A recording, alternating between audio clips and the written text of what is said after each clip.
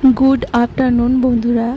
तो आजकेर भिडियोटी टाइटेल देखे थाम्बनेल देखे जेने गेছো आजके आमार এই বাড়ির সামনে এইটুকুনি যেমন ঘাসও হয়েছে তেমন একটু অগোছালো অগোছালো লাগছে, তাই একে একটু পরিষ্কার করে নেব। বেশ কিছুদিন আগে এখানে ধনেপাতার গাছ লাগানো হয়েছিল, যার জন্য গাছগুলোও ছিল। কিছু ধনেপাতার বীজও দেখলাম অনেকটা ছোট ছোট, তাই রাখলাম না, সব তুলে দিয়েছি আগে।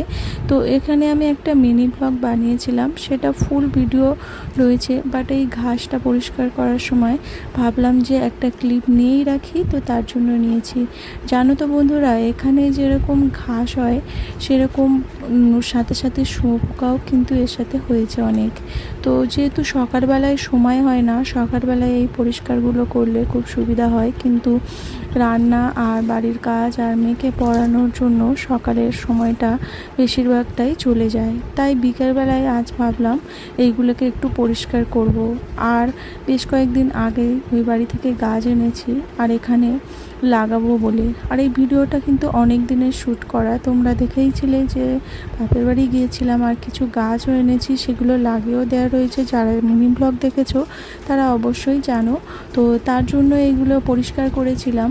আর পরিষ্কার করতে করতে একটা কথাই বলি যে সময়ে সময়ে যদি ঘাসগুলোকে তুলে দেওয়া হয় তাহলে জঙ্গলটা কিন্তু বেশি হয় না।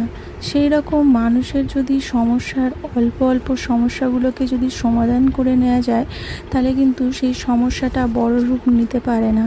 আর বড় রূপ না নেওয়ার কারণে কিন্তু অনেকটাই শান্তি থাকে আমাদের। আর সেই জন্যই ছোট ছোট সমস্যাগুলোকে সমাধান করা দরকার।